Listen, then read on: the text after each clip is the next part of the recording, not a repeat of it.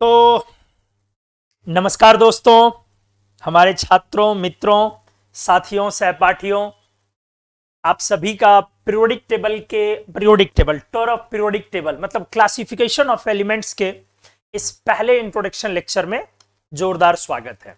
एक बार periodic table को draw करते हुए मैं एक बार समझा दूं कि ये यूनिट क्या है अपने आप में।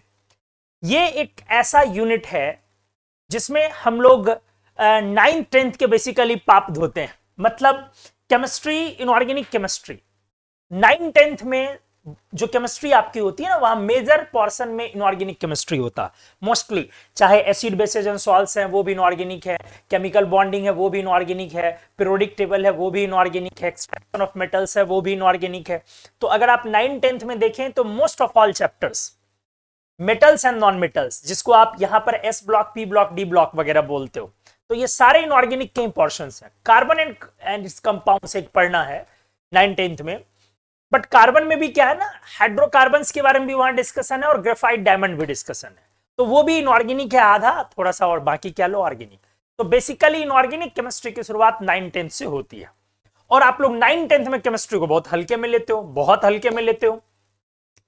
मतलब अगर आप वहां पे सिंसियरली लिए होते तो शायद ये कॉम्पिटिटिव एग्जाम में जो केमिस्ट्री का बुरा हाल होता नहीं है, आपके बहुत हाई स्कोर्स आते फिर केमिस्ट्री में। लेकिन 9th 10th में आपकी केमिस्ट्री अच्छी नहीं होती है और कॉन्सेप्चुअल तो नहीं होती है। मैं सभी का नहीं कह रहा हूं, लेकिन मोस्ट ऑफ ऑल, क्योंकि जब आप लोग पढ़ के हमारे क्लासरूम में ऑफलाइन में आते हो सामने, तो आपके कॉन्सेप्ट साफ दिखते हैं कि कॉन्सेप्ट क्लियर नहीं होती है। फिर दिखता है कि आप बहुत सारे डेटा गलत जानते हो। अब वो किस वजह से, उस पर डिस्कशन अभी नहीं करना। लेकिन उन चीजों को, वैसा टॉपिक जो 9th 10th में भी है, मेरी बातों को अच्छे से समझ ले, और 11th 12th में भी है, लेकिन इसका एडवांस्ड फॉर्म यहां है। उन टॉपिक्स को इस यूनिट में हम लोग कवर करते हैं। इन शॉर्ट एक बार पूरे पीरियोडिक टेबल को के एलिमेंट्स से हम लोग फैमिलियर होते हैं। इसमें एलिमेंट्स को जानने पहचानने की कोशिश करते हैं। किस एलिमेंट को डेली लाइफ में कहां पर क्या इस्तेमाल करते हैं, क्या हम उसे देखते हैं या नहीं। जैसे कुछ कुछ एलिमेंट्स हैं जो काफी ज्यादा आप 11th 12th में इस्तेमाल करेंगे। Chlorine, sodium, potassium, magnesium, copper, zinc, समझ रहे ना। Bromine, iodine, sulphur, oxygen, nitrogen, phosphorus, carbon, तो ये सब इनऑर्गेनिक में बहुत फ्रीक्वेंटली यूज करेंगे। टंगस्टन उतना ज्यादा इस्तेमाल नहीं करेंगे, पैलेडियम उतना ज्यादा इस्तेमाल नहीं करेंगे, रोडियम, रुदेनियम उतना इस्तेमाल नहीं करेंगे, इरिडियम, ऑस्मियम उतना इस्तेमाल नहीं करेंगे, एक्टिनाइड्स का उतना फ्रीक्वेंट यूज नहीं करेंगे, लैंथेनाइड्स का बहुत ज्यादा फ्रीक्वेंट यूज नहीं करेंगे। समझ रहे ना, है सब कुछ सिलेबस में, बट उन लोगों का इस्तेमाल थोड़ा कम करेंगे। बहुत सारी चीजें, बहुत सारे कंपाउंड्स भी बहुत ज्यादा इस्तेमाल करेंगे। H2S, SO2, CO, CO2, H2, NO, NO2, N2O, ठीक है। ये सब कंपाउंड्स, बहुत ज्यादा कंपाउंड्स भी बहुत सारे, fluorine gas, chlorine gas, bromine, iodine, ये सब कंपाउंड भी बहुत ज्यादा हम लोग यूज करते हैं। तो इस यूनिट में बेसिकली हम लोग क्या करने वाले, 9th 10th के वैसे टॉपिक्स जो 11th 12th में कॉमन है, एडवांस्ड फॉर्म में पढ़ना है, उनको यहां पर हम लोग रिपीट करना स्टार्ट करते हैं और पीरियोडिक टेबल का एक ओवरव्यू लेते हैं। ठीक है, तो स्टार्ट करते हैं पीरियोडिक टेबल को बनाते हुए। ठीक है, थोड़ा सा पीछे से हम लोग मतलब एक लेंगे, बेसिक लेवल से लेंगे। हो सकता है कुछ लोगों को चीजें आती हो तो पैसेंटली वो देखेंगे, इम्पैसेंट बिल्कुल नहीं होना, या हो सकता है कि कुछ लोगों के लिए बिल्कुल नया हो, तब तो उनको अच्छे से देखना। तो चलिए आइए, यहां पे मैं पेज नंबर डाल दे रहा हूं ताकि आप स्क्रीनशॉट लेने में आपको सुविधा हो जाएगी। मैं इस कॉर्नर पे यहां ऊपर में पेज नंबर डालता हूं। हम लोग जो पीरियोडिक टेबल पढ़ते हैं, सबसे पहले इस पीरियोडिक टेबल में का नाम जो होता है वो होता है long form of modern periodic table. ये मॉडर्न पीरियोडिक टेबल का एक्सटेंशन होता है। ठीक है, एकदम पेशेंस रखेंगे, अच्छे से हर चीज सीखेंगे। जहां जो डाउट होगी आप इस लाइव क्लास में एकदम तुरंत अपने डाउट को डालेंगे। और जो लोग एक्स्ट्रा न्यूसेंस क्रिएट कर रहे हैं, प्लीज रिक्वेस्ट है ना करें, बाकी लोगों को पढ़ाई करने दें। और इसलिए भी मैं आज थोड़ा बेसिक लेवल से चीजों को कर रहा हूं, क्योंकि बहुत सारे लोग इस लाइव क्लास में क्या हो रहा है ना कि पहली बार थोड़ा मतलब लाइव क्लास शायद अटेंड कर रहे हैं मेरी, तो इसीलिए थोड़ा सा हो सकता है कि कहीं नेटवर्क का इशू, कहीं कुछ नॉलेज की कमी, मतलब सिंक्रोनाइज आप मेरे साथ प्रॉपरली ना कर पाए तो सब कुछ सही हो जाएगा। इसलिए भी मैं थोड़ा पीछे से करता हूं कि मिस ना करे। तो हमने बोला कि जो पीरियोडिक टेबल हम लोग पढ़ते हैं उस पीरियोडिक टेबल का नाम है long form of periodic table. ये जो पीरियोडिक टेबल है basically this is extension of Bohr's period, sorry, Moseley's periodic table. Basically ये मोस्लेज पीरियोडिक टेबल का, मोस्ले के पीरियोडिक टेबल का एक्सटेंशन है। और इस long form of modern periodic table में 4 लोगों का इंपॉर्टेंट योगदान है, कंट्रीब्यूशन है। सबसे पहले तो मोस्ले का ही कंट्रीब्यूशन है, मोस्ले के लॉ पर ही ये पीरियोडिक टेबल है, मोस्लेज लॉ पर ही है। सेकेंड साइंटिस्ट है रैंग, जिनका इस पीरियोडिक टेबल में कंट्रीब्यूशन है, ठीक है।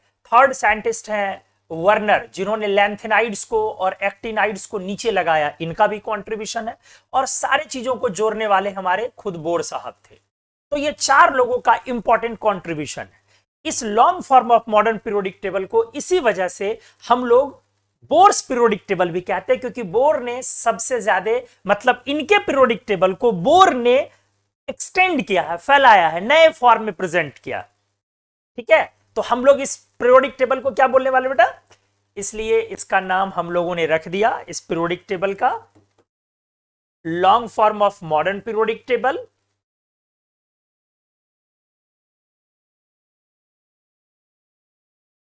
या Bohr's periodic table, Bohr's PT 1932। जबकि ये जो मोस्ले ने पीटी दिया था वो 1913-15 1913-15 में, अगर एक बोलना हो तो 15 बोलिए आप। ये इस समय में मोस्ले ने वो पीरियोडिक टेबल दिया था 1913-15, और मोस्ले की डेथ हो गई थी, हमने क्लासरूम में बताया 1915 में मोस्ले की अनफॉर्चुनेटली डेथ होती है वर्ल्ड वॉर में, और उनके पीरियोडिक टेबल को बाद में बोर फैलाते हैं। तो हम लोगों को जब भी पढ़ना होता है तो हम लोग long form of modern PT बोलते हैं, मॉडर्न पीटी नहीं बोलते। पहले इस कंफ्यूजन को दूर कर ले। मॉडर्न पीटी ये वाला है बेटा, ये वाला जो मोस्ले ने पीटी छोड़ा था, that was modern periodic table. जो मोस्ले ने पीरियोडिक टेबल किया था वो था मॉडर्न पीरियोडिक टेबल, और जो अब पीरियोडिक टेबल हम लोग पढ़ते हैं वो है long form of modern periodic table, ठीक है। Extended form of modern periodic table भी कह सकते हैं। आइए, चाय बहुत अच्छी है।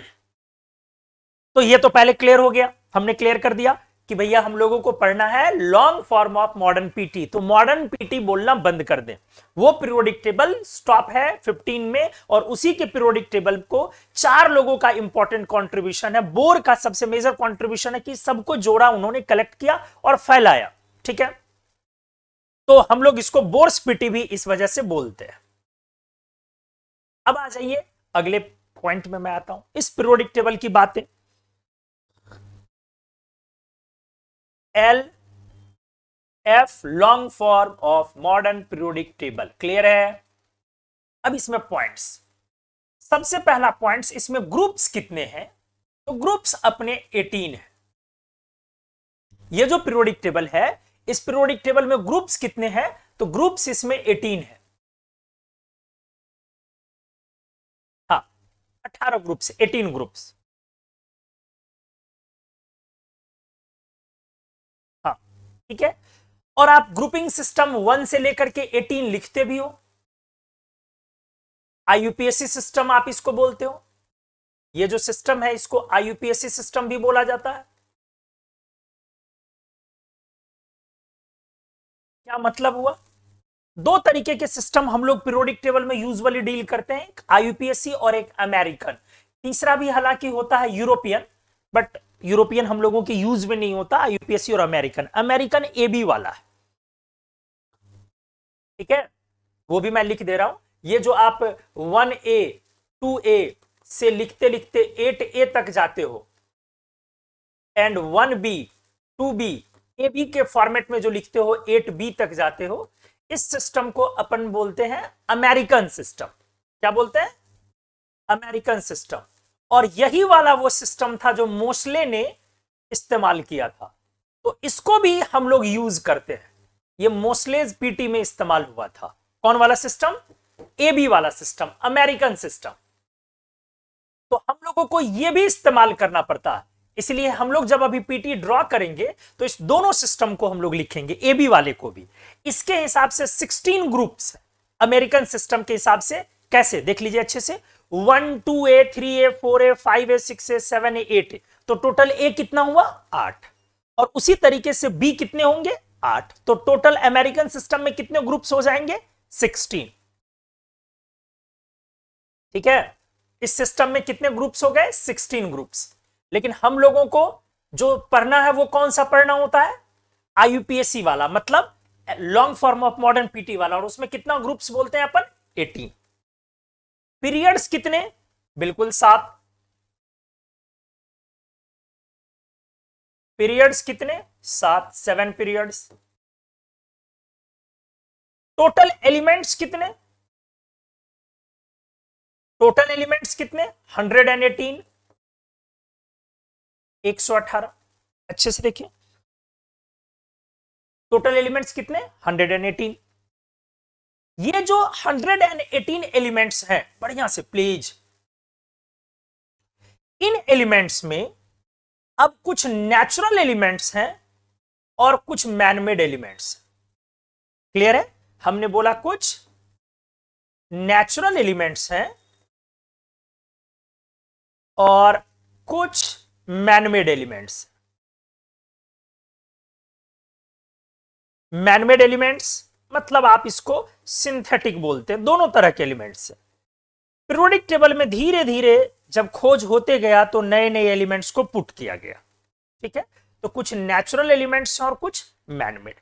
कितने नेचुरल और कितने मैनमेड है इस 118 में, जो हमारे 118 वाले हैं, कितने नेचुरल और कितने मैनमेड है। जल्दी से एक बार टाइप कीजिए तो मैनमेड एलिमेंट्स की संख्या हमने कभी आपके सामने बोला होगा। मैनमेड एलिमेंट्स, सिंथेटिक एलिमेंट्स कितने, जल्दी से टाइप कीजिए।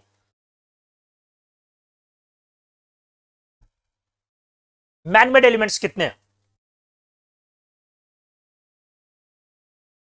वेरी गुड, एक्सेलेंट, 24, बहुत अच्छा, शानदार। जी हां बिल्कुल।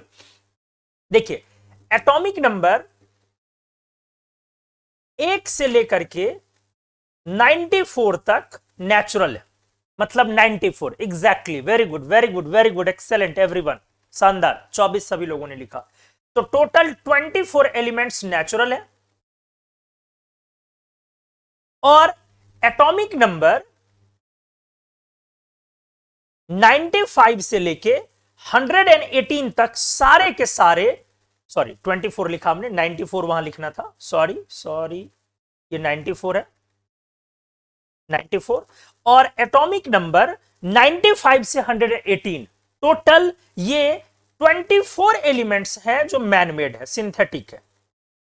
लगातार 95 एटॉमिक नंबर, अमेरिशियम बोलते हो आप एएम, और 118 लास्ट वाला ऑर्गेनोजॉन, अभी हम लोग ड्रॉ करेंगे। तो ये सारे के सारे क्या हो गए बेटा, सिंथेटिक या मैनमेड एलिमेंट्स, और ये सारे के सारे क्या हो गए, नेचुरल एलिमेंट्स। ठीक है, हम लोग धीरे धीरे बहुत सारे पॉइंट्स आपको हमने पहले भी करवाया है, या जैसे किसी भी सोर्स से अगर आपने हमसे पढ़ा हुआ है, और बहुत सारे पॉइंट्स नए भी आएंगे, बट पेशेंस रखिए, अभी चीजों को रिपीट भी होने दीजिए। किन्हीं का अगर पढ़ा हुआ, रिपीट इसलिए भी जरूरी है कि पहले तो एक बार ऑनलाइन स्टार्ट कर रहे हैं हम लोग क्लासेस, तो एक आदत भी पढ़नी चाहिए, तो उसमें हम लोग क्या होते हैं, ट्यून होने में टाइम लगता है थोड़ा। चलो आ जाओ, मैं अगले पेज पे चलता हूं। तो हमने बोला इस long form of modern PT में 18 ग्रुप्स, और उस सिस्टम को बोलते हैं आईयूपीएसी सिस्टम। और हमने बोला कि आप जो एबी सिस्टम इस्तेमाल करते हो वो वाला सिस्टम है हमारा अमेरिकन सिस्टम। तो आईयूपीएससी और अमेरिकन, ये अमेरिकन सिस्टम मोस्टली के पीरियोडिक टेबल का हिस्सा था, जिसको बाद में चेंज करके आईयूपीएससी वाला सिस्टम बोर साहब ने लगाया 1 to 18 लिए, लेकिन ये प्रैक्टिस से हट नहीं पाया। आज भी ये प्रैक्टिस में एज इट इज चल रहा। ठीक है, मैं दिखा दे रहा हूं अच्छे से, आ जाओ ध्यान से, नेक्स्ट पेज पे मैं आता हूं।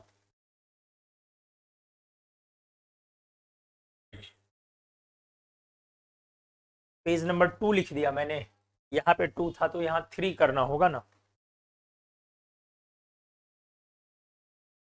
3, और ये वाला page number 4।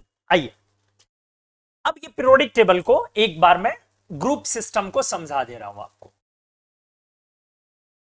Groups in periodic table. अच्छे से देखिए, चूंकि आपके एनसीईआरटी में किया हुआ भी है। 3 सिस्टम ड्रॉ करेंगे। एक आईयूपीएसी,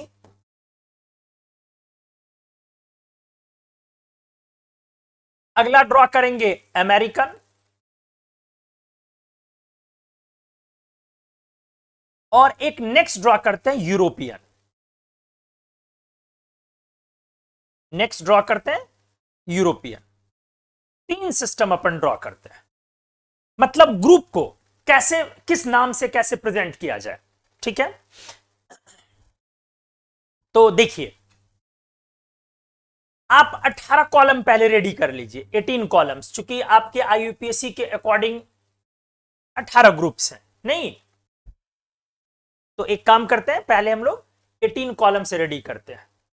1 2 3 4 5 6 7 8 9 10 11 12 13 14 15 16। छोटा कैसे पड़ गया, 1-2 लाइन एक्स्ट्रा मार दो यार।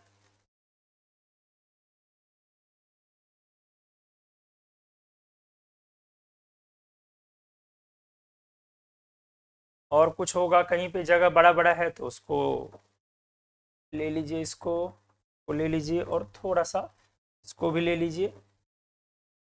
1 2 3 4 5 6 7 8 10 11 12 13 14 15 16 17 18। अब एक्स्ट्रा हो गया थोड़ा, नहीं, 1 2 3 4 5 6 7 8 9 10 11 12 13 14 15 16 17 18। एक कॉलम एक्स्ट्रा, कोई नहीं, मिटा देंगे हम लोग एक कॉलम को।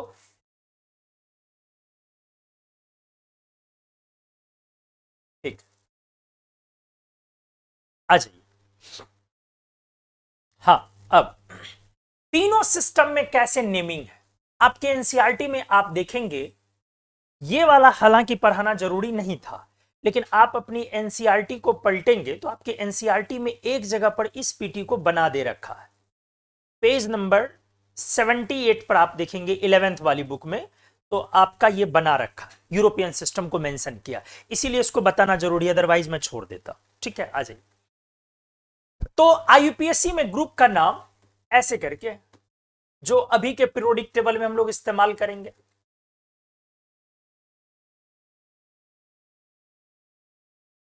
इस तरीके से। अब इसी को अमेरिकन सिस्टम में कैसे प्रेजेंट किया जाएगा।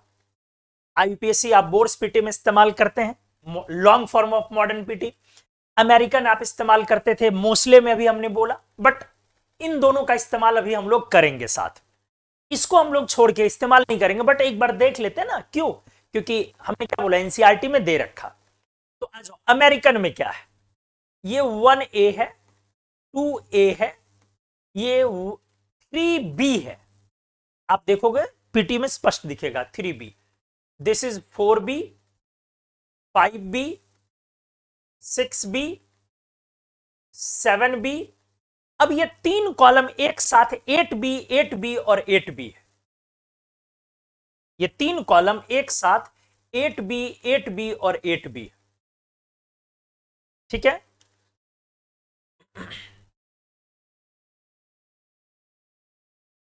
ये तीनों ही कॉलम एक साथ 8B। मतलब क्या हुआ, तीनों ग्रुप का नाम 8B ही है। ये वाला भी ग्रुप 8B, ये वाला भी ग्रुप 8B, ये भी 8B।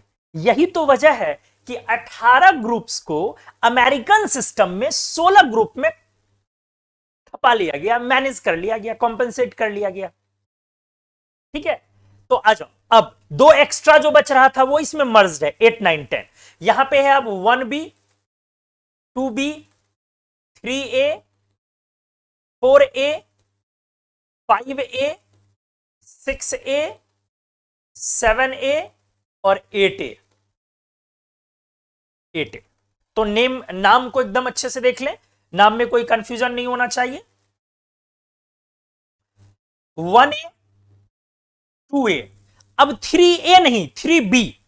एकदम क्लियर लिखा हमने, ये 3A नहीं है, 3B है, 3B है। तो 1A 2A के बाद 3A नहीं है, क्या है? 3B, 3 4 5 6 7 8B, और जो 2B बच गया, कौन 2B बच गया? 1B 2B, क्योंकि कहां से स्टार्ट हुआ? 3B से। कहां से स्टार्ट हुआ? 3B से। तो 1A 2A के बाद 3B से लेके 8B और फिर 1B 2B, सारा B एक साथ आ गया। अब गौर करें, सारा B एक साथ आ गया, टोटल B, ये सारा B वाला है, ले लिया गया ना, सारे B को एक साथ ले लिया गया, टोटल B वाले ग्रुप्स। ठीक है, अब उसके बाद वापिस से A स्टार्ट हुआ, 3A 4A 5A 6A 7A 8A, क्योंकि 1A 2A तो पहले हो गया था।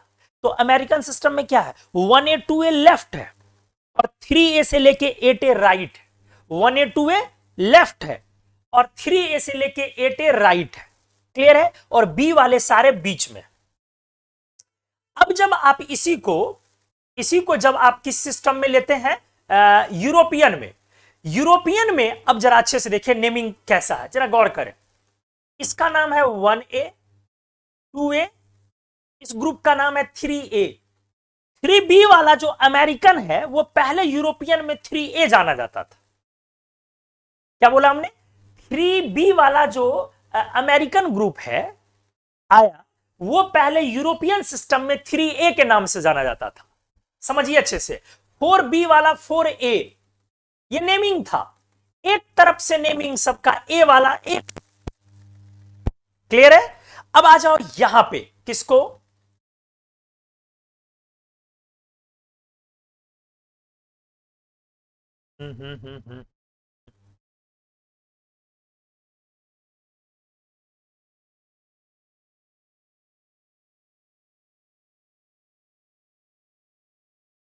चलो कोई नहीं, बना दे रहा हूं फिर से ये वाला। ये इसका नाम अब 8B है, ये 8A नहीं है, बस 8A बोलेंगे तो गलत हो जाएगा। किस सिस्टम में आ रहा हूं? यूरोपियन में। सारा A 7A तक एक साथ, 8A नहीं है, बस 8। अब सारे B है नाम इसके, 1B 2B 3B 4B 5B 6B, आराम से देखिएगा 7B। अब भाई साहब 8A तो था नहीं जो 8B होगा, इसका नाम हो गया जीरो ग्रुप। तो यूरोपियन सिस्टम में क्या आपने देखा, क्या नाम पड़ा, किस तरह से नेमिंग हुई यूरोपियन सिस्टम में? 7A वाले, 7B वाले, और एक 8 और एक 0।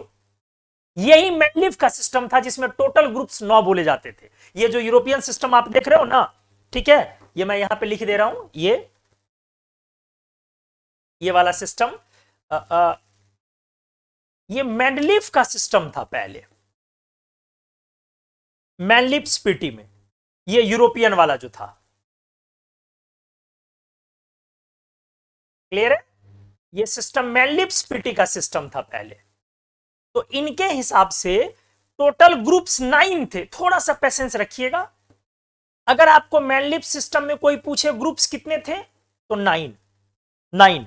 अब 9 ग्रुप में क्या किया गया है? 7A में तोड़ दिया गया, 7B में तोड़ दिया गया, और एक 8 को वैसे छोड़ दिया गया और एक 0 को ऐसे छोड़ दिया गया। तो टोटल बोला गया 14 to 16 ग्रुप्स, नहीं सब ग्रुप्स। क्या बोला हमने, समझ में आया? फिर से रिपीट कर रहा हूं, आराम से अच्छे से हड़बड़ाना नहीं है। मैंने बोला कि ये जो यूरोपियन सिस्टम है, जिसको हमने बोला कि अब अपन यूज नहीं करते हैं, बट हमारी एनसीईआरटी में पेज नंबर 78 पर इसको मेंशन किया हुआ है। तो हमने आपसे बोला, इसको चलो यार मिटा ही देता हूं, लिख तो दिया ही हमने। ठीक है, हमने बोला कि ये जो सिस्टम है, कौन वाला? यूरोपियन वाला। ये यूरोपियन सिस्टम मेनलीफ पीरियोडिक टेबल का सिस्टम है, काफी पुराना। अनडाउटेबली आप जानते होंगे शायद मेनलीफ पीरियोडिक टेबल को, ये काफी पुराना है, 1869, 1869 हिंदी में बोल लो, काफी पुराना। जबकि आपने अभी अभी पढ़ा long form of modern periodic table के बारे में, ये पीटी कब है? 1932, और मोस्ले का कब है? 1932। मतलब आपने पीरियोडिक टेबल में जो बातें करी, 3 पीरियोडिक टेबल अगर इंपॉर्टेंट आपने बोला, एक बोला अगर आपने मैनलिप्स पीटी तो ये 1869 का पीटी है। अगर आपने बोला मोस्लेस पीटी तो ये 1915 का पीटी है। और अगर आपने बोला बोर्स पीटी, जिसको आप long form of modern PT बोलते हो, तो ये हमारा 1932 का पीटी है। हालांकि इसके बाद भी बहुत सारे पीरियोडिक टेबल आए। 1944 में गार्डनर्स पीरियोडिक टेबल आया, लगेट हिगिंस पीरियोडिक टेबल आया, कैम्बेल पीटी आया 1976 के अराउंड। तो बहुत सारे पीटी उसके बाद भी आए। बट हम लोगों के लिए जो हमारे प्रॉपर्टीज पढ़ना, प्रॉपर्टीज को समझना इंपॉर्टेंट है, वो सबसे ज्यादा सूट करता है किस पीटी को? बोर्स पीटी को। और ये 3 पीटी पर थोड़ा फोकस होना होता। तो क्या आपने सीखा बढ़िया से? क्या आपने सीखा बेटा? बढ़िया से बढ़िया से बढ़िया से कि जो सिस्टम है, ग्रुपिंग सिस्टम हम लोगों ने देखा। इसका कलर चेंज कर दें भाई, क्या कर दें कलर? चलो येलो मार देते हैं, ठीक है। आइए, हमने क्या देखा कि जो पीरियोडिक टेबल है, 3 पीरियोडिक टेबल बेसिकली फेमस हुआ। मैनलिफ का, मोस्ले का, बोर का। मैनलिफ के पीरियोडिक टेबल में कितने ग्रुप्स? 9 ग्रुप्स। मोस्ले के पीटी में कितने ग्रुप्स? 16 ग्रुप्स। और long form of modern periodic table Bohr's PT में कितने ग्रुप्स? 18 ग्रुप्स। अब क्लियर हो गया? कब? 1869। कब? 1915। कब? 1932। ठीक है, अच्छे से देखिए। तो हमने इस तीनों को यहां पे ड्रॉ किया ग्रुप वाइज। हमने लिखा जो आईयूपीएससी सिस्टम, अब आप अभी जो बोर्स पीटी वाला सिस्टम है, बोर्स पीटी का सिस्टम, उसको 1 से लेके 18 तक एकदम कंटिन्यूअसली आप काउंट करते जाते हो। जो मोस्ले का सिस्टम था, जिसमें हमने क्या पढ़ा था अभी थोड़ी देर पहले, जस्ट देखा हमने, क्या कितने ग्रुप? 16। 8 ए वाले और 8 बी वाले, 16 ग्रुप्स। 8 ए वाले देखो कैसे, 1 to 7 बी 8 बी है ना, 3 बी टू 8 बी और 1 बी 2 बी। तो 8 बी वाले और 8 ए वाले, 1 ए 2 ए और 3 ए से लेके 8 ए, 8 बी वाले और 8 ए वाले, तो टोटल 16 हो गए। और फिर हमने थर्ड किया यूरोपियन सिस्टम। यूरोपियन सिस्टम मैनलिफ पीरियोडिक टेबल का पार्ट था, जिसमें ग्रुप बेसिकली 9 ही है, लेकिन 9 ग्रुप में 7 को ए में तोड़ दिया गया, 7 को बी में तोड़ दिया गया और 2 ग्रुप को एज इट इज छोड़ दिया गया, 8 एंड 0। 8 एंड 0, तो टोटल अपने पास बेटा 7 7 14 15 एंड 16, ये 16 ग्रुप्स नहीं सब ग्रुप्स। एक ही पीटी है जिसमें सब ग्रुप्स टर्म इस्तेमाल हुआ, दैट वाज मैनलिफ्स पीटी। क्लियर कर लो, एक ही पीरियोडिक टेबल है जिसमें सब ग्रुप टर्म इस्तेमाल हुआ, कौन सा? मैनलिफ पीरियोडिक टेबल, सिंगल। और मैनलिफ पीरियोडिक टेबल का सिस्टम भी बड़ा अजीब है। जिस पीटी में आपका जो ये अमेरिकन सिस्टम है, इसमें जब ए है, बी है तो ये ए है, बी है तो ये ए है, और जब ये ए है तो ये बी है, जब ए है तो ये बी है। बस 1 और 2 में दोनों सेम है, 1 और 2 में दोनों सेम है, 1b 1b 2b 2b 1a 1a 2a 2a, 1 और 2 में सेम है। बाकी जब जब ये ए है तब तब ये बी है, और जब जब ये बी है तब तब ये ए। और एक पॉइंट क्या डिफरेंस, वहां पे 8b है, क्या है वहां? 8b, और यहां पर 8 है सिर्फ। और एक डिफरेंस, यहां 8a है, उस जगह पर यहां 0 है। समझ गए अच्छे से? शशांक आपने पूछा है कि सर क्यों अपन 9 ग्रुप्स ही यूरोपियन सिस्टम में बोलते हैं, हम क्यों बोलते हैं, ये थोड़ी ना जवाब है। मैनलिफ साहब ने नाम रखा, उनके पीरियोडिक टेबल के हिसाब से 9 ग्रुप्स पढ़े। बहुत सारे लोग गलत पढ़ते और पढ़ाते इसमें क्या है कि मैनलिफ पीरियोडिक टेबल में नंबर ऑफ ग्रुप्स 16 पढ़ा देते हैं। मैनलिफ पीरियोडिक टेबल में नंबर ऑफ ग्रुप्स 16 पढ़ा देते हैं, ये एकदम गलत है, पूरा गलत है। कैसे पढ़ा देते हैं 16? ये वाला 14, अब 15 16। एक्चुअली हमने क्या बोला, ये 16 क्या है, ग्रुप्स या सब ग्रुप्स? एग्जैक्टली सर, ये सब ग्रुप्स है। तो एक ही पीरियोडिक टेबल है जिसमें, एक ही सिंगल पीरियोडिक टेबल है जिसमें सब ग्रुप टर्म इस्तेमाल हुआ, कौन सा? मैनलिफ। गलत पढ़ाने दीजिए लोगों को, आप उनके बहकावे में ना आए। क्या पढ़ाया जाता है? मेनली पीरियोडिक टेबल में ग्रुप्स कितने? 16। गलत। कितने ग्रुप? 9। सब ग्रुप्स कितने? 16। अमेरिकन में ग्रुप्स कितने? 16 ए बी। और आईयूपीएससी या फिर आप बोल लो कि long form of modern periodic table में कितने? 18। उम्मीद है क्लियर हो गया होगा।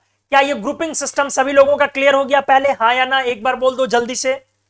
सभी लोग एक बार बता दो बेटा, ग्रुपिंग सिस्टम क्या सभी लोगों का क्लियर हो गया या नहीं please?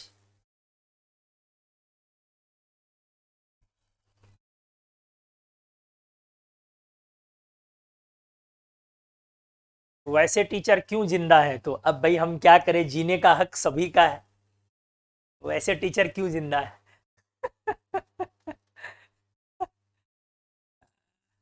Sir don't, why don't you join physics वाला? क्या बात है, फिजिक्स वाला हमें ज्वाइन करेगी, हम फिजिक्स वाले को ज्वाइन करें? यार गजब, हम केमिस्ट्री वाले हैं, तुम फिजिक्स वाले को ज्वाइन करने बोल लो। कोई इनऑर्गेनिक वाले कभी आए तो देखा जाए। कुछ भी, कुछ भी शशांक, स्क्रीनशॉट लेना है।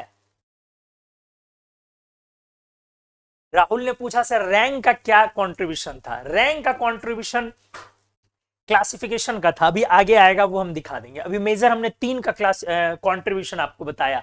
एक वर्नर का लेंथेनाइड्स एक्टिनाइड्स जो नीचे लगा हुआ, ये वर्नर ने लगाया था। सेकंड हमने बताया आपको मोस्ले का। मोस्ले का तो ऑलरेडी लॉ ही था, वही लॉ यहां पर शिफ्ट हो गया, एटॉमिक नंबर वाला लॉ, कि एलिमेंट्स को बढ़ते हुए एटॉमिक नंबर के ऑर्डर में अपन सजाते हैं। अदरवाइज उससे पहले जो चल रहा था वो किनका, मेंडलिप साहब का, कि बढ़ते हुए एटॉमिक मास के ऑर्डर में। और बोर ने इलेक्ट्रॉनिक कॉन्फ़िगरेशन, ग्रुप नंबर सबको रिडिफाइन किया और नए तरीके से पीरियोडिक टेबल को सजाया। ठीक है। CSIR नेट के लिए अलका ने पूछा, अभी क्लासेस ऑफ है, बंद है उसकी, पहले लेता था बट टाइम नहीं रहता है तो उसकी रिकॉर्डिंग नहीं हो पाती है। चलिए ठीक है, आ जाइए। तो सभी लोगों ने लिख दिया, हाँ सर समझ में आ गया, वेरी गुड। तो क्लियर हो गया। अब एक पॉइंट देख लो, फिर से मैं कर दे रहा हूं, कहां पे है। अब लोगों को देखोगे, एक चेक पॉइंट मैं बता रहा हूं क्या, बाजार में जो पीरियोडिक टेबल मिलता है उस पीरियोडिक टेबल में क्या, कहां पे क्या किया जाता है पहले देख लो। आप देखोगे ग्रुपिंग सिस्टम ऐसा रहता है, ध्यान से, 1A, 2A, 3B, 4B, 5B, 6B, 7B, 8, ध्यान से, फिर 1B, 2B, 3A, 4A, 5A, 6A, 7A, 0। ज्यादातर मोस्टली पीरियोडिक टेबल मार्केट में ये मिलता है, मतलब ग्रुपिंग सिस्टम इस तरह से नाम रहता है। और इसी को इसने लिखा है 1, इसको लिखा 2, इसको 3, इसको 4, इसको 5, इसको 6, इसको 7, इसको 8, 9, 10, ऑब्वियस इसमें 3 ग्रुप है, इसको 11, इसको 12, इसको 13, इसको 14, 15, 16, 17, 18।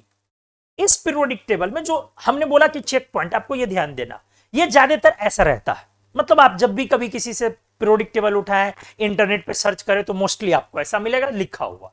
इसमें क्या है पॉइंट, आप जरा देखें, 1A 2A के बाद आपने 3B ग्रुप मेंशन किया है, तो 1A 2A के बाद 3B, अभी आपने पढ़ा पिछले पेज में, 1A 2A के बाद 3B अमेरिकन सिस्टम है, मतलब आप मोस्टली पीटी को इस्तेमाल कर रहे हैं। ठीक है।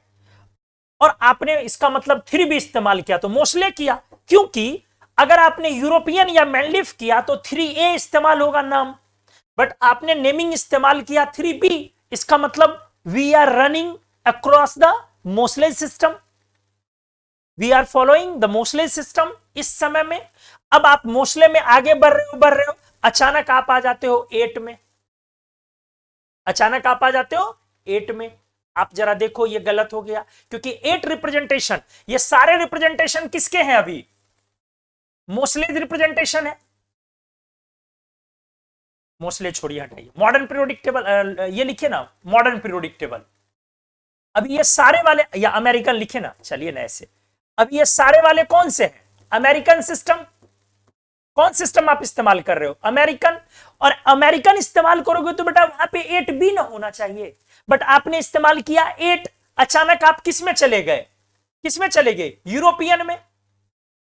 आप एक बार चेक कर लें, आपने यूरोपियन में यहां पे 8 लिखा है, जरा देख लें आप पीछे, आपने 8 लिखा यूरोपियन में, अमेरिकन में तो 8 भी लिखा, और वापिस से आप आ गए, फिर से देखो किस में आ गए? अमेरिकन में, फिर से अमेरिकन में आ गए। तो ऐसे थोड़ी ना होता है भाई कि एक बार अमेरिका जाओ, एक बार यूरोप जाओ, एक बार अमेरिका जाओ, एक बार यूरोप जाओ, that too without passport and visa. ऐसे थोड़ी होता है कि एक बार 1915 में, एक बार 1869 में, फिर अगली बार 1915 में, फिर एक बार 1869 में है। वो तो एक्शन रिप्ले वाली मूवी हो गई कि जब मन किया अक्षय कुमार को चले गए पीछे, जब मन किया आ गए आगे। ऐसे नहीं होता। और लास्ट वाला देखो, फिर आप आ गए वापस भाई साहब, फिर आ गए आप वापस कहां? किसमें? यूरोपियन में। लास्ट वाले को देखो, फिर आ गए आप यूरोपियन में, फिर से। तो ये जो आपने पीटी बनाया, मतलब अगर आप इस तरह से लिखते हैं तो आपको केमिस्ट्री का सी नहीं आता और लोगों को आप सी बना रहे हैं। फिर अगर आपने इस तरीके से रिप्रेजेंटेशन इस्तेमाल किया तो ये रिप्रेजेंटेशन आपको हरगिज इस्तेमाल नहीं करनी है, बिल्कुल नहीं इस्तेमाल करनी है। या तो आप ये इस्तेमाल करें, या फिर आप ये इस्तेमाल करें। बट हमने क्या बोला? यूरोपियन सिस्टम अब ट्रेंड से बाहर हो चुका है, क्योंकि ये काफी पुराना सिस्टम है और हम लोग कब का मेंडलिफ के पीरियोडिक टेबल को छोड़ चुके हैं। इसीलिए हमने क्या बोला आपको कि अब किस सिस्टम को ऑप्ट करना चाहिए? अमेरिकन को ऑप्ट करना चाहिए, और अमेरिकन में ही बढ़िए, और इंक्लूडिंग आईयूपीएससी। इस दो का कोलैबोरेशन हम लोग हमेशा फील करें, और इसको ध्यान रखना बेहद जरूरी है। जब आपने 1 बोला तो 1, 2, 2, 3, बी 3, 4, 5, 6 ऐसे करके, और इधर 3 में 13 है, 4 में 14, 5 में 15, 6 में 16, 7 में 17 और 8 में 18, इस तरह से ये सिस्टम। तो इन दोनों का हम लोग कंबाइन फॉर्म यूज करें। क्लियर हो गया ना? मतलब ऐसे में आप फंस जाइएगा। जैसे मान लो कि हमने एक क्वेश्चन दिया, ऐसे क्वेश्चन हमने लिखा, इफ, ध्यान से chlorine is supposed to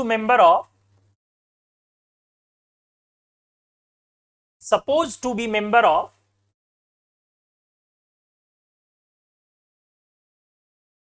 7B group in a specific representation of groups of periodic table। हमने लिखा कि यदि क्लोरीन को मान लिया गया कि that is the member of 7B group in a specific representation of groups of periodic table, neon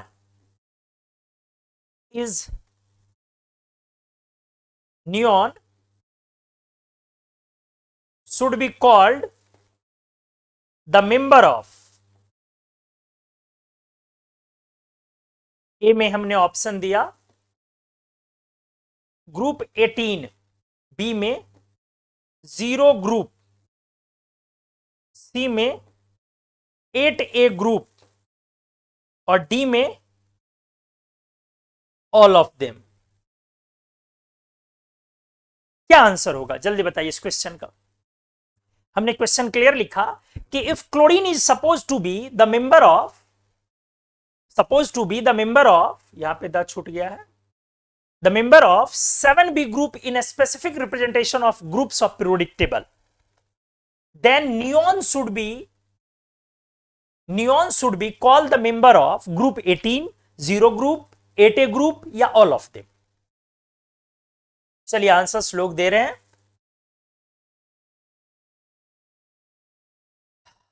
सी ए, चलिए देते जा रहे हैं, देते जाइए सभी लोग।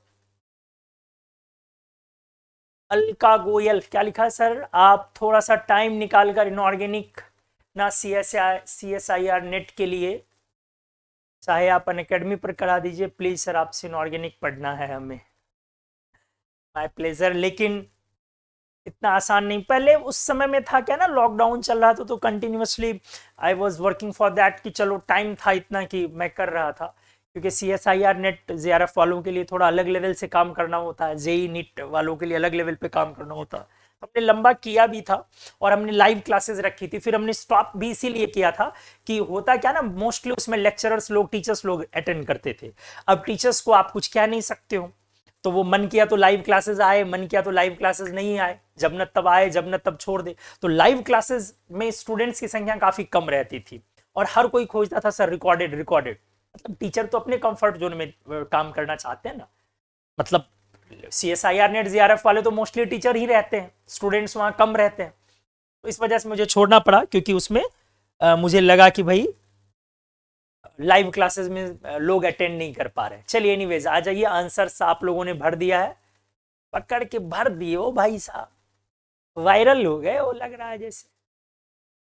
अरे राम राम, कितना पढ़ेगा आंसर यार तुम लोगों का। A B C C C B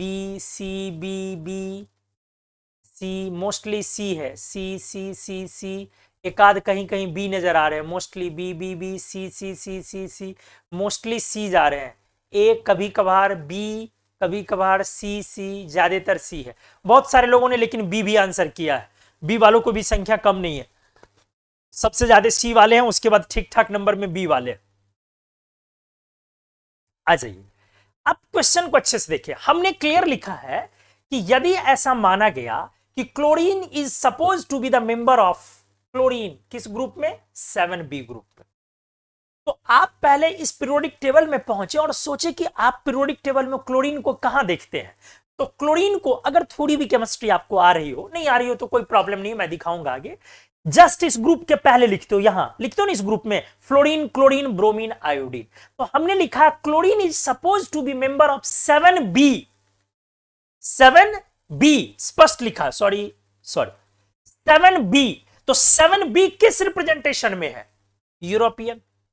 मतलब हमने आपको इशारे इशारे में 7B, बी है वहां, ये लिखा हुआ है, सॉरी ये बी है, 7B।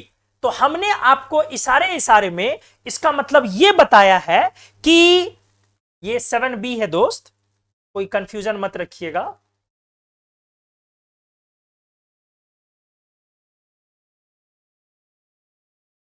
ठीक है, हाँ, हमने आपको क्वेश्चन में इशारे इशारे में यह समझाया है कि हमारा क्लोरीन 7B में है, मतलब अपन फॉलो कर रहे हैं यूरोपियन सिस्टम को। हमने लिख दिया है इन ए स्पेसिफिक, विशेष रिप्रेजेंटेशन ऑफ ग्रुप्स और पीटी में।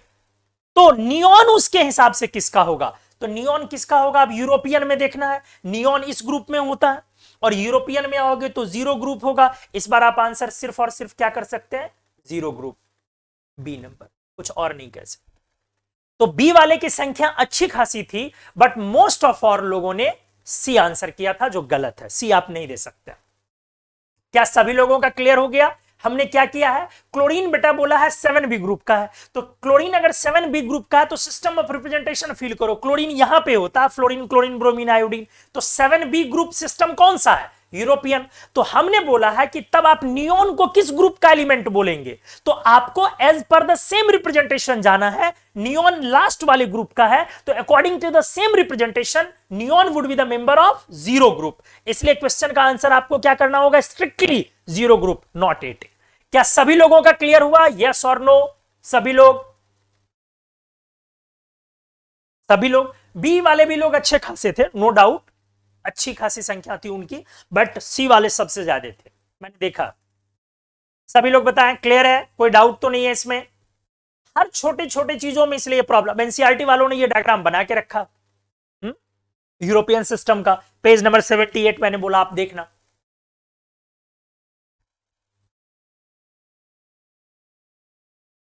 क्षितिज सर आप अब पढ़ाइएगा नहीं हम लोगों को। क्षितिज कैसे हो बेटा, लव यू मेरा बच्चा, बहुत दिन बाद सामने आए लाइव।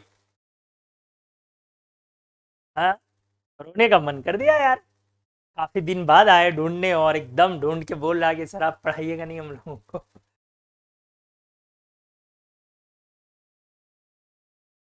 शशांक, हम लोग 9 ग्रुप्स की, देखो बेटा पीरियोडिक टेबल जब बनना स्टार्ट हुआ, लोगों ने फ्रेम करना स्टार्ट किया, तो मेंडलीव पे इसलिए ज्यादा सवाल खड़ा नहीं करते हैं ना, क्योंकि मेंडलीव साहब वो पहले साइंटिस्ट थे जिन्होंने कम से कम पीरियड्स और ग्रुप्स का कॉन्सेप्ट दिया।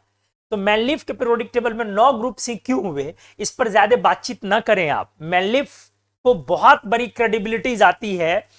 उससे पहले के लोगों का पीरियोडिक टेबल देखिए, पीरियोडिक टेबल लोग 1815 से लोग कर रहे हैं। आपने प्राउस्ट एक पढ़ा होगा हाइपोथेसिस करके, तो उस टाइम से 1815 के टाइम से लोग पीटी ट्राई कर रहे हैं। कोई ट्राइड बना रहा है, तो कोई म्यूजिकल नोट्स बना रहा है, नहीं तो सब मतलब कोई एक था डी चैन कोर ट्वाइस लॉ, एक हेलिक्स पीटी, तो सब अनाप शनाप कुछ से कुछ किया। पहला जो थोड़ा सा एक कॉन्सेप्चुअल आया, और उसी के पीटी को आज भी आप कैरी कर रहे हैं घुमा फिरा के। तो मेंडलीव बाबा से सवाल खड़ा नहीं करते हैं बेटा। मेंडलीव बाबा ने जो किया वो बहुत बड़ा अचीवमेंट है। पीरियड और ग्रुप्स क्लासिफाई करने वाले पहले साइंटिस्ट थे। चेकोस्लोवाकिया में उनके नाम पर एक पार्क है मेंडलीव स्पीटी, और बहुत बड़ी पार्क है वो, जिसमें मेंडलीव का मतलब एक स्कल्पचर बना हुआ है, मतलब जमीन पे बना हुआ है, और उनके जो बाल गिराए गए हैं उस पे ग्रुप्स को अरेंज किया गया, पार्क में इस तरीके से बनाया गया। मेंडलीव साहब की बड़ी इज्जत है यार। जो उस समय में लोगों के पास जितने एलिमेंट्स थे, मेंडलीव के पीटी समय तक में टोटल 63 एलिमेंट्स थे। आज आप 118 यूज करते हो, उस समय तक टोटल 63 एलिमेंट्स थे। जहां उससे पहले वाले साइंटिस्ट न्यूलैंड, डोबेनियर, डी चैन कोर ट्वाइस, मतलब जो भी साइंटिस्ट लोग थे, वो लोग जो एलिमेंट्स अवेलेबल है उसको सजा नहीं पा रहे थे। मेंडलीव साहब उसको तो सजाया ही, और बहुत सारे एलिमेंट्स जिसकी डिस्कवरी नहीं हुई थी उसके लिए भी जगह छोड़े। तो अपन बाद में पीटी में उसकी बात करेंगे। तो मेंडलीव पे सवाल नहीं खड़ा करते कि सर उसने क्यों 9 किया, उनके दिमाग में आया 9 करना तो उन्होंने किया। और उसके पीछे का थोड़ा लॉजिक है, केमिकल प्रॉपर्टीज में सिमिलैरिटी एक हद तक, तो मतलब उसको एक ग्रुप का लिया और फिर सब ग्रुप में बांट दिया। जैसे अभी कैसे आप बोलते हो वैलेंस इलेक्ट्रॉन के अकॉर्डिंग 1A ग्रुप में भी एक वैलेंस और 1B ग्रुप में भी एक वैलेंस। क्या बोला मैंने? Valence number of valence electrons के अकॉर्डिंग 1A ग्रुप में भी एक, 1B ग्रुप में भी एक। तो समझ लो ना कि ये एलिमेंट्स को ए और बी में क्लासिफाई कर दिया। हालांकि मेंडलीव के टाइम में एटॉमिक नंबर था नहीं, इलेक्ट्रॉन नहीं था। 1869 में तो इलेक्ट्रॉन के बारे में लोगों को पता नहीं था, लेकिन तब भी इस लेवल पर सोचना, ना ग्रुप नंबर है, ना वैलेंस इलेक्ट्रॉन है, ना इलेक्ट्रॉन्स है, और इस लेवल पर सोच लेना कि भैया ए और बी में क्लासिफाई। हैट्स ऑफ, मेंडलीव साहब बहुत मतलब शानदार लेवल पे उन्होंने काम किया, इसलिए उनके बारे में सवाल खड़ा नहीं करते हम लोग। तो चलिए, सभी लोगों का उम्मीद है ये हो गया होगा।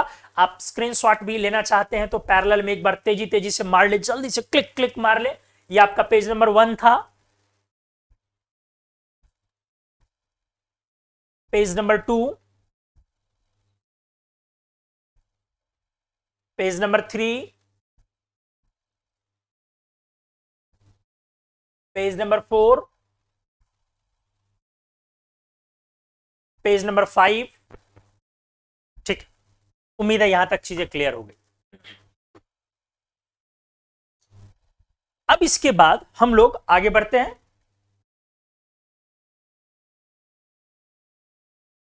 6। फाइनल हो गया कि हम लोगों को जो पीटी पढ़ना है उसके बारे में बातचीत फाइनल हो गई। ठीक है, अब हम लोग यहां पीटी ड्रॉ करते हैं। 1A, 2A, 3B, अब अमेरिकन सिस्टम, अब वहां से बाहर आ रहे हैं। 5B, 6B, 7B, 8B, 3 group रखने होंगे हमें। 1B, 2B, 3A, 4A, 5A, 6A, 7A और 8A। ठीक है, थोड़ा सा इसको लेफ्ट शिफ्ट कर देता हूं।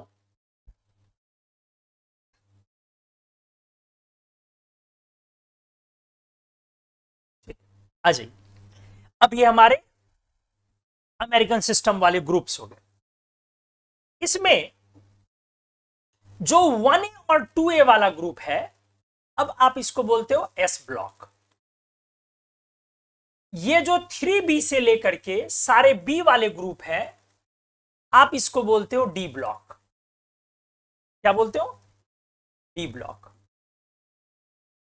और ये जो 3A से लेकर के 8A वाले हो गए, आप इसको क्या बोलते हो बेटा? P block. हम लोग अभी इसको बनाने वाले भी हैं, पी ब्लॉक बोलते हो। अब इसके नीचे मेंबर स्टार्ट करते हैं आराम से। हाइड्रोजन लिखते हो आप, पोटेशियम, रबिडियम, सीजियम, फ्रेंसियम। अच्छे से देखना आपको, मैं पेन का साइज थोड़ा छोटा कर लेता हूं।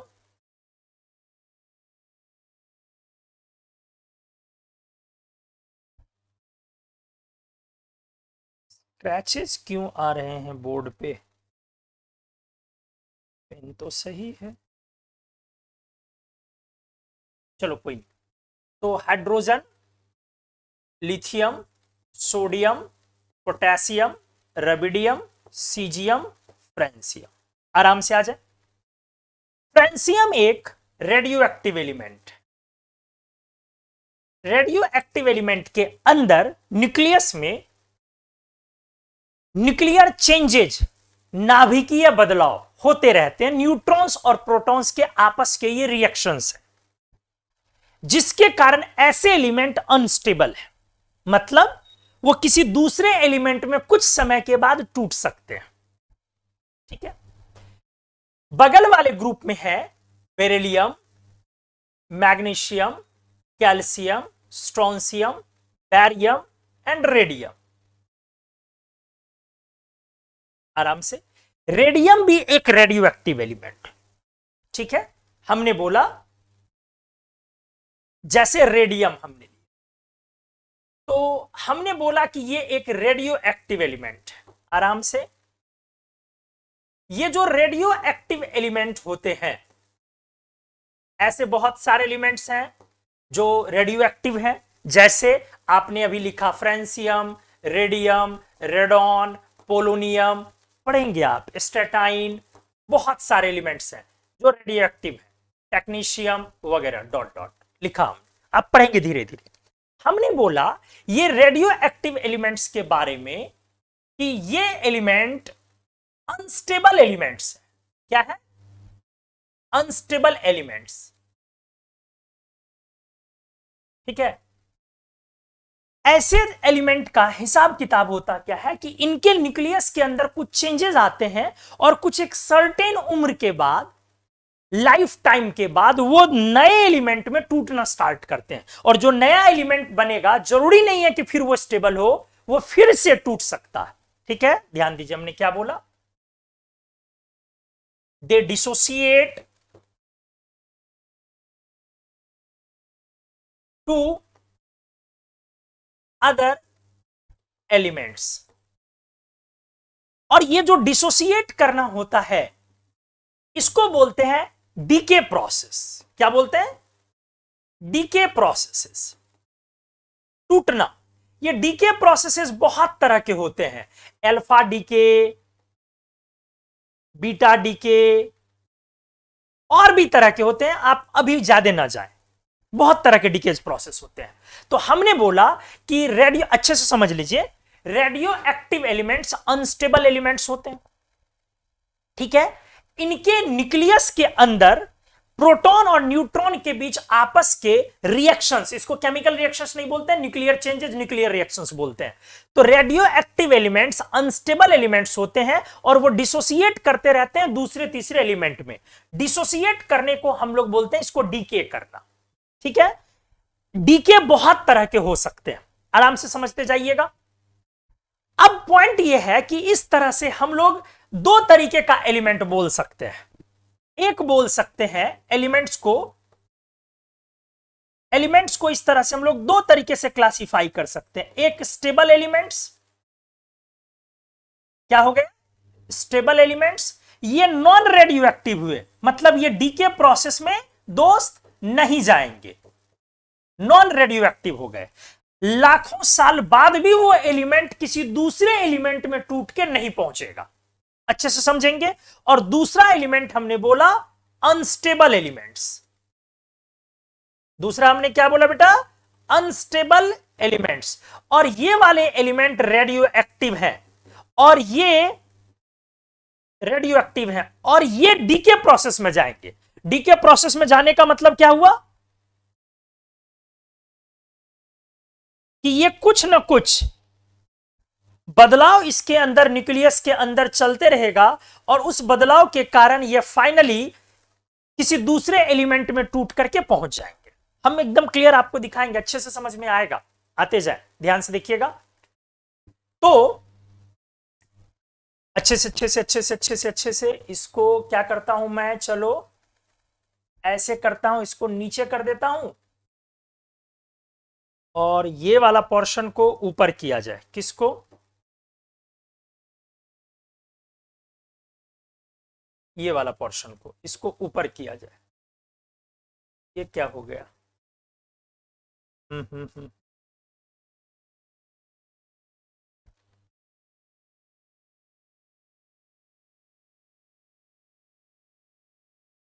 अब देखते हैं ऊपर होता है क्या।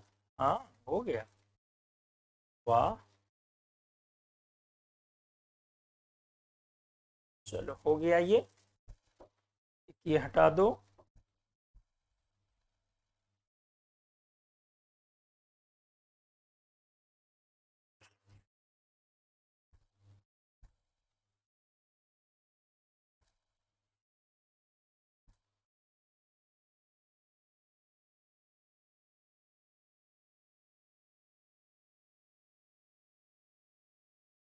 छोटा करना हो।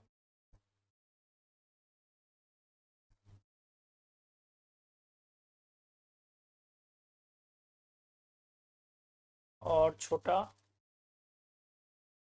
अब सही है।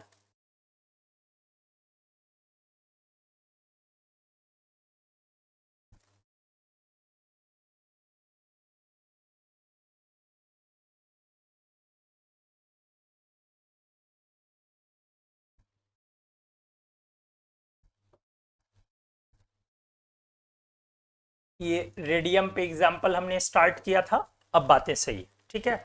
और ये वाला चीज मिस हो गया, कोई नहीं, यहां लिख देता हूं फिर से। Alpha decay, beta decay, gamma decay, बहुत तरह के डीके होते हैं, ठीक है। आ जाइए आराम से, पेशेंटली देखिए, अच्छे से देखिए। हमने बोला एलिमेंट्स दो तरीके के हम लोग बोल सकते हैं। एक एलिमेंट्स हमने बोला stable elements non radio active, दूसरा एलिमेंट हमने बोला unstable elements radio active. Example में हमने लिया रेडियम। रेडियम एक रेडियो एक्टिव एलिमेंट है, हमने यहां पे ड्रॉ करना स्टार्ट किया तो रेडियो एक्टिव एलिमेंट्स का जिक्र हुआ, तो मैं पहले आपको रेडियो एक्टिव पॉइंट समझा दे रहा हूं। अब जो ये रेडियो एक्टिव एलिमेंट्स होते हैं वो अनस्टेबल होते हैं, ये डिसोसिएट करते हैं दूसरे एलिमेंट्स में, और इस डिसोसिएशन को अपन बोलते हैं डीके प्रोसेस, मतलब टूटने का प्रोसेस। डीके कैसे होता है इस पर बाद में चर्चा करेंगे। अल्फा का टूटना, बीटा डीके होना क्या है, ये सब बाद में, मतलब वो टूटते रहते हैं। एक एग्जांपल में मैं आप दिखाता हूं, बढ़िया से देखेंगे।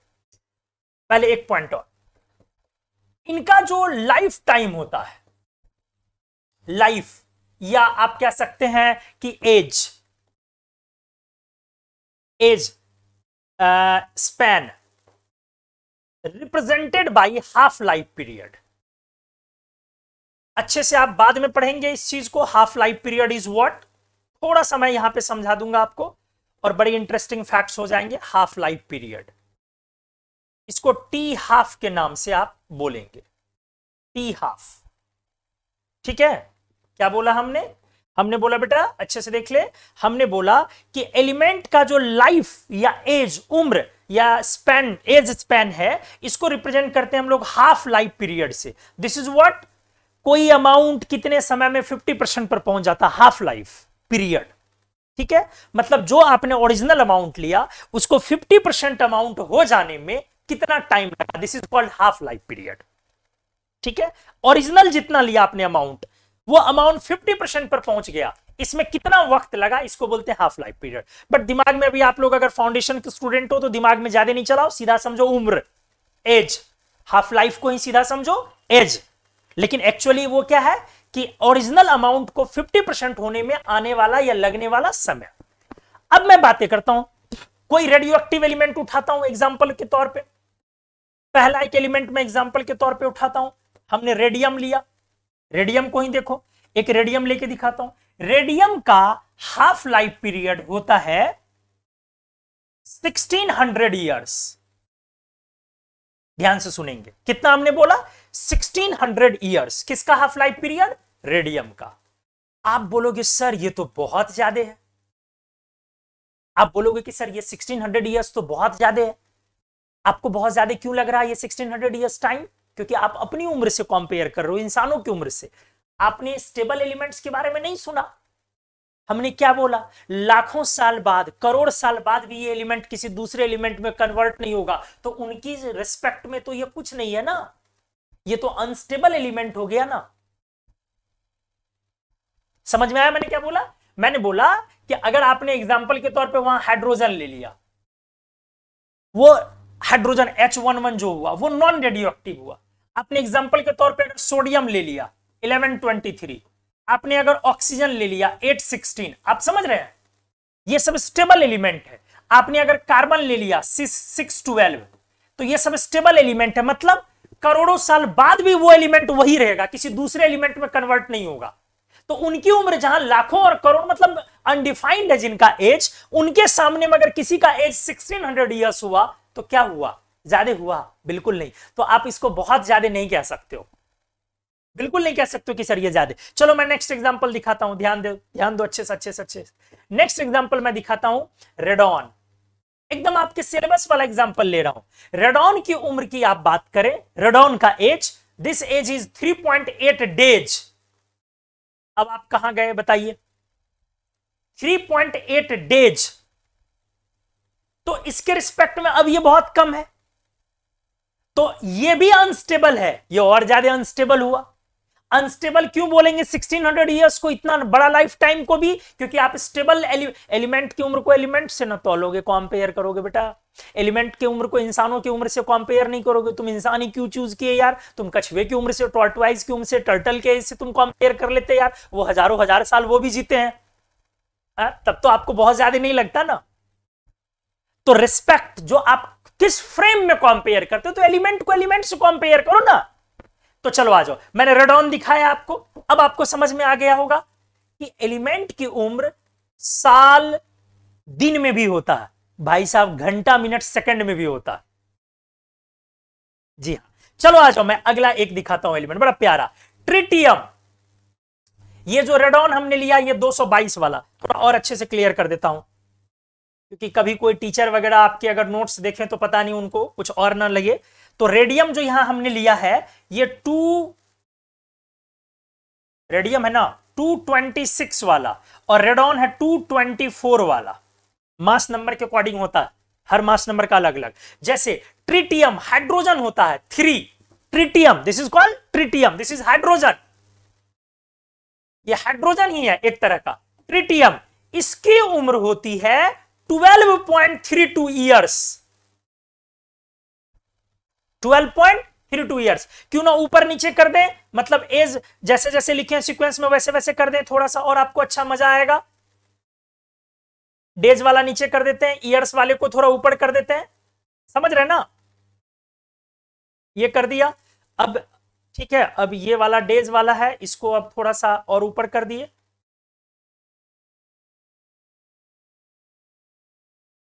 आपने क्या देखा? 1600 ईयर्स, 12.32 ईयर्स, डेज में भी पहुंच गए, मतलब घंटा मिनट सेकंड सबका होता है यार एग्जांपल। चलो आ जाओ और दिखा रहा हूं। नेक्स्ट एग्जांपल देखो, आखिरी एलिमेंट पीरियोडिक टेबल का ऑर्गेनोजोन, आप आगे डिस्कस करेंगे अभी। ऑर्गेनोजोन आखिरी एलिमेंट होता है 118, एकदम लास्ट वाला। जैसे एकदम सामने में लास्ट में यहां पे एलिमेंट इस्तेमाल करोगे ऑर्गेनोजोन, लिख ही दे रहा हूं मैं, हीलियम,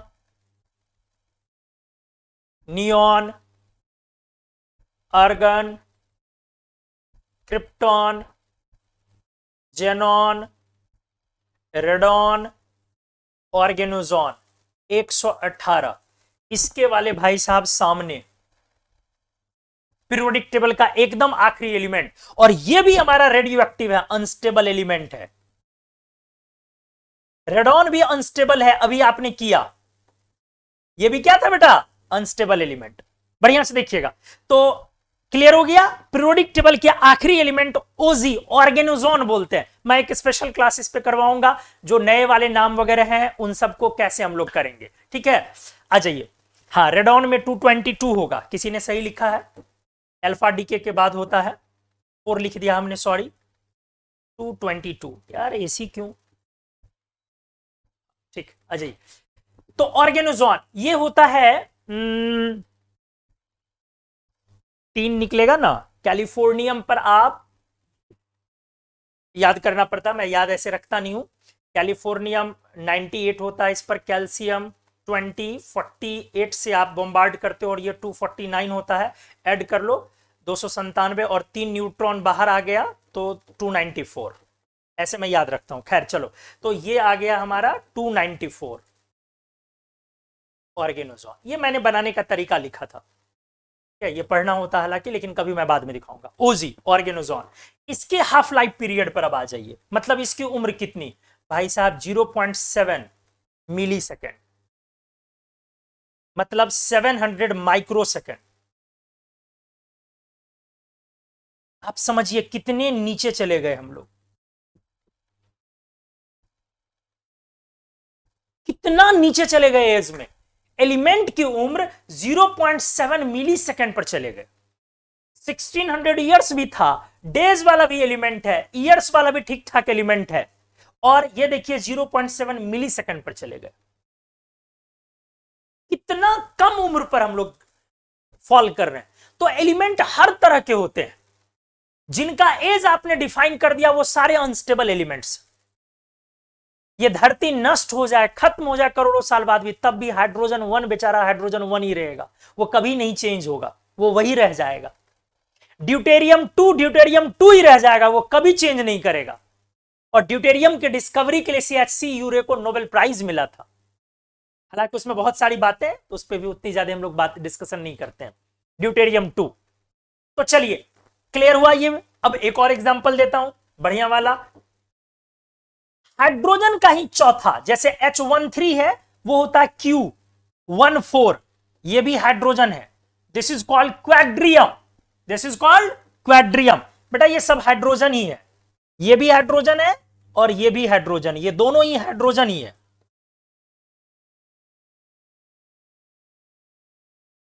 तो जहां पर हाइड्रोजन H11 स्टेबल है, उनके लाखों करोड़ों साल एज चला गया, वहां पर हम लोग क्वाड्रियम के एज की बात करते हैं। क्वाड्रियम का एज आइए 10⁻31 सेकेंड, मतलब इसको एनसीईआरटी लिखती है आपको ऐसे, लेस देन अ जेप्टो सेकेंड।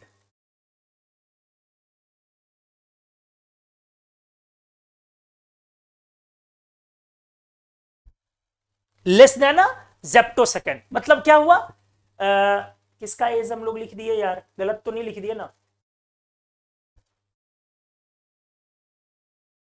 हाँ ठीक है, 10⁻31 सेकेंड लिखा हमने, ठीक है। तो एज जो है, हम लोग क्या देख रहे हैं, ईयर्स एक बड़े फॉर्म से स्टार्ट हो रहा है और वहां से ड्रेस्टिकली फॉल करते करते करते करते कहां तक चले गए हम लोग, बहुत नीचे तक। तो एलिमेंट्स को हमने दो तरह से लिखा, एक stable elements non radioactive, एक unstable elements radioactive. Radioactive element हमने देखा कि ये डिसोसिएट करते हैं, डीके प्रोसेस में जाते हैं, और इनका जो एक सर्टेन हाफ लाइफ पीरियड, एक स्पैन एक डिफाइन होता है, उसके बाद वो टूटना स्टार्ट करते हैं, मतलब वो उनकी उम्र हो गई एक तरह से, क्या लीजिए। और हर सेगमेंट के एज वाले होते हैं, आपको कुछ एलिमेंट्स के एज को याद रखना होता है, टू रिमेंबर, ये याद रखना पड़ेगा कुछ एलिमेंट्स को। ये टू रिमेंबर, ये वाला याद रखना होगा, ठीक है। चलिए अब इस पेज में हम लोग वापस आते हैं, पहले देख लीजिए एक बार सभी लोग, डाउट कुछ भी है अगर तो एक बार पहले क्लियर कर लीजिए पहले, और सभी लोगों को अगर समझ में आ गया तो यस सर एक बार लिखते जाए, फिर अब आखिरी 5-7 5-10 मिनट से ज्यादा कैरी नहीं करेंगे हम।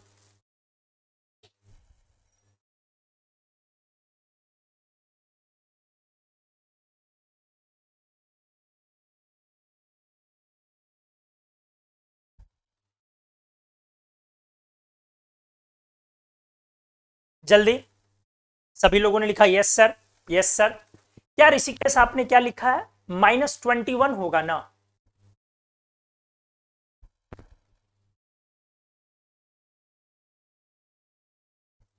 क्या लिखे हो और कोई? सब क्लियर क्लियर क्लियर क्लियर। मेरा नेट समाप्त हो गया, वीडियो डिलीट कीजिएगा क्या? और क्या लिखे हो यार?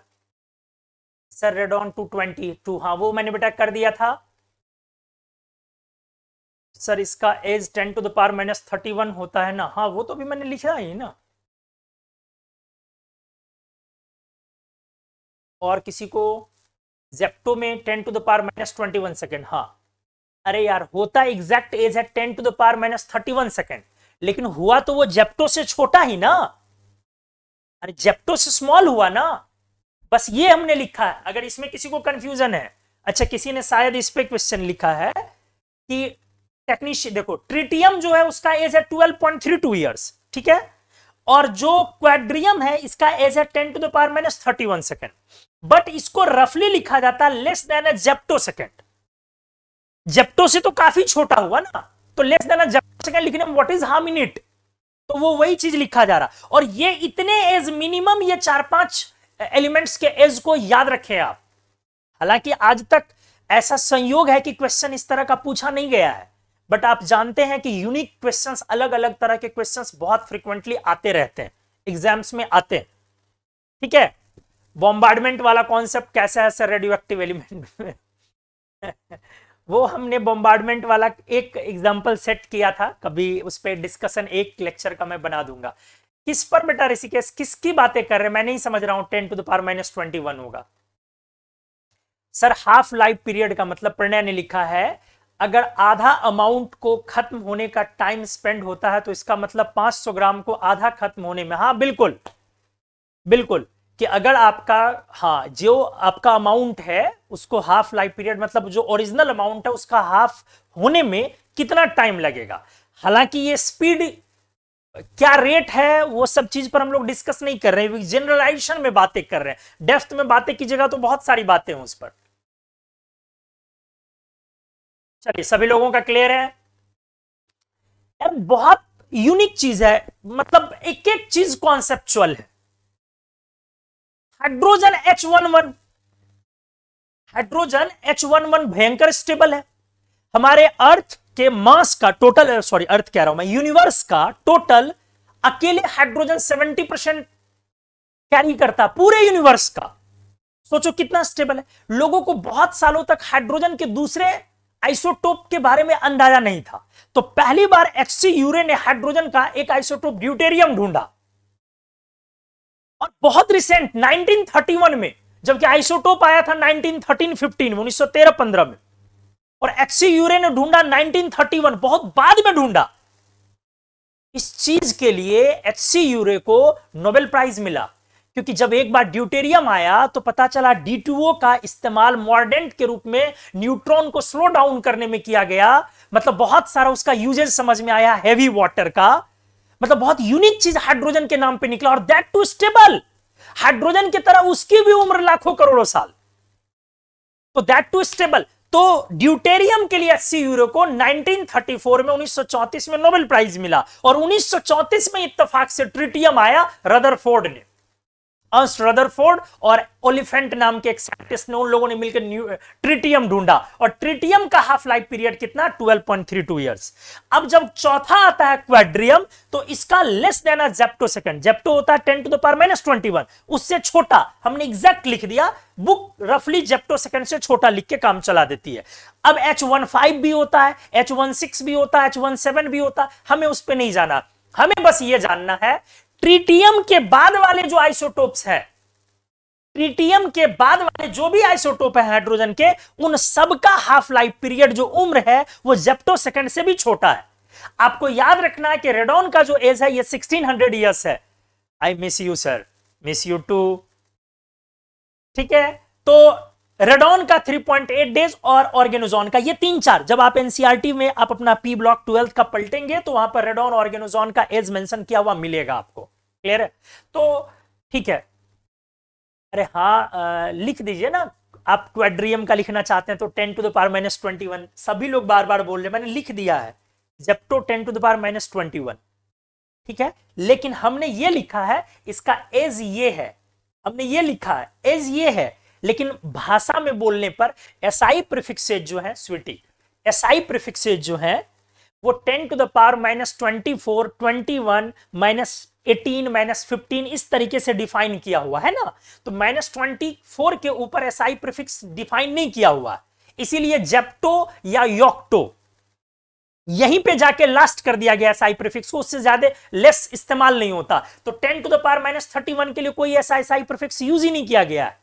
जैसे 10 टू द पावर -21 के लिए आप जेप्टो इस्तेमाल करते हो, 10 टू द पावर -24 के लिए आप योक्टो इस्तेमाल करते हो, तो जेप्टो के टर्म में ही चलते रहता। 31 बोलना है 31, आप लेस देना जेप्टो सेकेंड बोलो।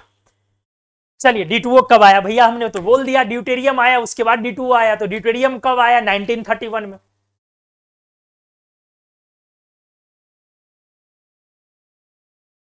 Good, very good. चलिए ठीक है सभी लोग, तो एक काम करते हैं, आज इतने पे छोड़ देते हैं हम लोग, इस लेक्चर को आज इतने पे ही वाइंड अप करते हैं। और ये वाला जो क्लासिफिकेशन हमारा रहा, इसको हम नेक्स्ट क्लास में अच्छे से करते हैं। एक चीज को अभी कर लेते हैं यहां पे, फिर नेक्स्ट क्लास में आप ये हाइड्रोजन को बाहर कर लीजिएगा, ये ध्यान से।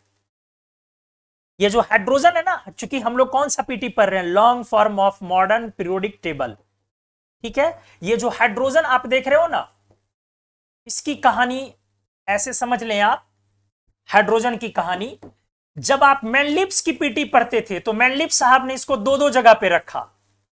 मैनलिब्स पीटी जब आप पढ़ते थे 1869, तो इसको दो दो जगह पे रखा। एक पहला ग्रुप एल्कली मेटल ग्रुप और halogen group, alkali metal group as well as halogen group, ठीक है, दो दो जगह पर रखा।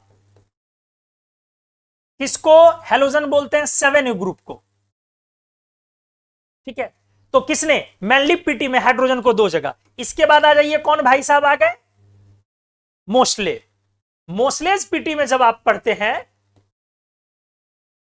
1915, तो मोस्ले साहब इसको वहां से हटा के सिर्फ एक जगह पे करते हैं। कहां पे?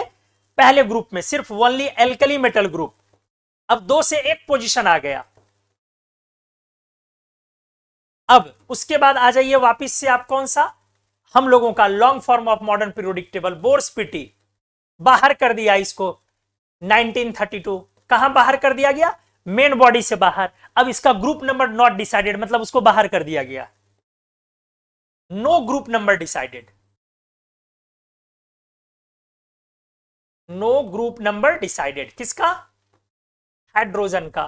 क्या कर दिया गया? इसको बाहर। कहां से? पीरियोडिक टेबल से बाहर, मतलब इसका कोई ग्रुप नंबर नहीं है। इसलिए हाइड्रोजन को लिखना हो तो एकदम बाहर ऊपर जाइए और यहां लिख दीजिए, हाइड्रोजन एक गैसियस एलिमेंट है, जी फॉर गैसियस। इसका ग्रुप नंबर नहीं, मतलब हम लोगों के पीटी में हाइड्रोजन को वहां हमें स्ट्रिक्टली नहीं लिखना। ये इनके पीटी में दो दो जगह पे था, इनके पीटी में एक जगह पे था, बट इस पीटी में जो हम लोग पढ़ते हैं वहां पे हाइड्रोजन का कोई ग्रुप नंबर नहीं देना। सड़क पर से जो पीटी आप उठाते हैं, गूगल से जो पीटी कॉपी मारते हो, ये सारे में क्या किया जाता है? दो पॉइंट, एक पॉइंट का प्रॉब्लम हाइड्रोजन को वहां दिखाया जाता है, और सेकंड प्रॉब्लम पॉइंट क्या हमने बोला? ग्रुप नंबर का सिस्टम में यहां पे आते आते 8 लिख देंगे लोग और लास्ट में 0, वो काम नहीं करना, ठीक है। तो ठीक है, उम्मीद है कि आज की क्लास अच्छे से आपको समझ में आई होगी। तो एक बार सभी लोग बोल दें, आज जितने पॉइंट्स हमने टूर ऑफ पीरियोडिक टेबल के पहले लेक्चर में कराया, क्या सभी लोगों को अच्छे से सारी चीजें समझ में आई या नहीं? प्लीज, वॉशिंग पाउडर निरमा वाला गाना इनको सुनना है। सभी लोग बता दें एक बार, अच्छे से सारे कॉन्सेप्ट्स क्लियर हो गए या नहीं? यस और नो? हमने इस पेज में बताया पीरियोडिक टेबल के हिस्ट्री के बारे में और ग्रुप सिस्टम के बारे में। इस पीरियोडिक टेबल में हमने, इस पेज में हमने ये क्लियर किया है कि भाई कितने ग्रुप्स, कितने पीरियड, टोटल कितने एलिमेंट्स, कितने नेचुरल, कितने मैनमेड हैं। इस पेज में हमने ग्रुप्स को कंपेयर किया है, आईयूपीएसी, अमेरिकन, यूरोपियन सबको, और मैनलिब सिस्टम को हमने क्लियर किया कि इसमें आपको 16 सब ग्रुप्स हैं और ग्रुप्स 9 है। नेक्स्ट पेज में हम लोगों ने ये किया, चेक पॉइंट दिखाया कि लोग आमतौर पे क्या इस्तेमाल करते हैं, बोलना क्या है। नेक्स्ट पेज में हमने आपको पीरियोडिक टेबल रफली ड्रॉ किया था और स्टार्ट किया था हमने रेडियो एक्टिव एलिमेंट्स के बारे में समझाना कि रेडियो एक्टिव एलिमेंट्स जो होते हैं ये अनस्टेबल एलिमेंट्स होते हैं। और फिर यहीं से रेडियो एक्टिव एलिमेंट्स, और फिर यहीं से नेक्स्ट पेज हमने बनाया, पेज नंबर 7। इस पेज में हमने एलिमेंट्स को दिखाया, स्टेबल और अनस्टेबल, दो तरह के, अनस्टेबल रेडियो एक्टिव, और इनका एक सर्टेन क्या स्पैन, एज स्पैन डिफाइन होता है, और हमने आपको क्लियर किया रेडॉन, ट्रिटियम, रेडियम, ऑर्गेनोजोन, क्वाड्रियम, कुछ कुछ इंपॉर्टेंट एलिमेंट्स का। सभी लोगों ने यस सर लिखा है। तो आज के लिए इतना ही दोस्तों, मिलते हैं अगले क्लास में हम लोग इस चैप्टर के मतलब periodic table classification of elements के सेकंड लेक्चर में, और नई चीजों को करते हैं। आज बहुत ज्यादा डिस्कस नहीं कर पाए चीजों को, बट उम्मीद है बहुत सारी यूनिक और अच्छी चीजें आपको हमने सिखाया। Thank you so much, love you all. ऐसे ही लाइव एंजॉय करते रहिए, आते रहिए और अपना प्यार बरसाते रहिए। Thank you so much, bye bye.